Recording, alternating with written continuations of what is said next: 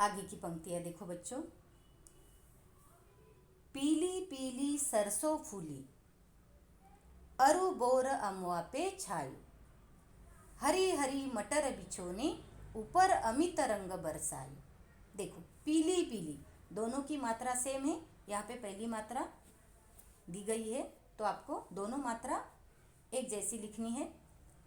पीली पीली सरसों फूली, अरु बोर अमवा पे छाई। कवि क्या कह रहे हैं? हरी हरी मटर बिछोने, ऊपर अमित रंग बरसाई। देखो जैसे ही बसंत का आगमन होता है तो किसानों के खेत भी बड़े प्यारे लगते हैं, क्योंकि उसमें जो सरसों के फूल खिलते हुए नजर आते हैं वो देखने जैसे होते हैं। आपको स्लाइड में दिखाई दे रहा है। 3 तरीके से चित्र दिए हैं। देखो पहले वाले चित्र में आपको पूरी सरसों की खेती दिखाई दे रही है, इतने पीले फूले। देखो यहाँ पे तो खाली आपको छोटे से स्लाइड में पीले पीले फूल दिखाई दे रहे, लेकिन अगर हम प्रत्यक्ष रूप में देखेंगे तो पूरी खेती अगर सरसों की होगी तो वो सरसों के फूल देख के कितना मन को अच्छा लगता है। पूरे पीले पीले फूल हमें यहाँ पे दिखाई दे रहे हैं। दूसरा चित्र देखो, क्या दिखाई दे रहा है आपको? फलियाँ दिखाई दे रही है, वो मटर की फलियाँ है। मटर की फलियाँ भी चारों तरफ मटर की फलियों की खेती रहती है। और एक तीसरे चित्र में आपको आम का पेड़ दिखाई दे रहा है, लेकिन आम आने के पहले जो उसके ऊपर छोटी छोटी मंजीरी आती है, आम के छोटे छोटे फूल आते हैं, वो फूल इतने आते हैं कि पूरे नीचे गिरते हैं और बाद में उस फूलों के ही मंजीरी के ही बाद में क्या बन जाते हैं? आम बन जाते हैं। तो देखो जैसे ही ये बसंत का आगमन होता है किसानों के खेत बहुत ही प्यारे लगते हैं। जैसे कि मैंने अभी अभी बताया कि सरसों के फूल है, इतने खिले हुए हैं, बहुत ही पीले पीले फूल आते हैं चारों तरफ। ये फूल देख के बड़ा प्रसन्न लगता है, पीले फूल देख के बहुत ही प्रसन्न लगता है। ज़्यादातर उत्तर भारत में ये सरसों की खेती की जाती है बच्चों। और आम का तो देखो, आम को तो फलों का राजा कहा जाता है। यही आमों पर जब बोर आ जाते हैं, बोर यानी आम के फूल, आम की मंजीरी, तो ये पहले पेड़ पर बहुत ही ज़्यादा आते हैं और बाद में क्या होता है, उसे थोड़ा थोड़ा जड़ जाते हैं और बाद में उसके ऊपर अच्छे अच्छे आम आ जाते हैं। हरी हरी मटर बिछोने ऊपर अमित रंग बरसायो।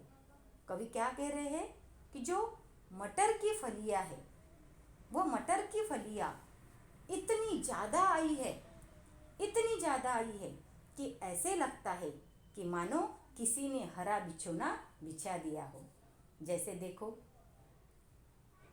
हम जब कुछ बहुत ज़्यादा काम करते हैं तो काम करने के बाद इतना थक जाते हैं कि अगर नीचे हमें चटाई भी दिखाई दी तो भी हमारा सोने का मन करता है। उसी तरह से खेती में इतनी हरी भरी खेती दिखाई दे रही है कि उस खेती में मटर की इतनी फलियाँ आती है, इतनी फलियाँ आई हुई है कि उस फलियों को देख के मानो ऐसे लग रहा है कि किसी ने तो हरा भरा बिछोना बिछा दिया हो और उसके ऊपर बहुत से रंग किसी ने तो बरसाए दिए हो। देखो पूरी तरह से ये हरी हरी मटर की फलियाँ है और इस मटर की फलियाँ देखकर ऐसे ऐसे लग रहा है कि प्रकृति ने इतना सुंदर बिछोना हमारे लिए बिछा दिया हो। उसके ऊपर जो अमित रंग है, अमित रंग बरसायो।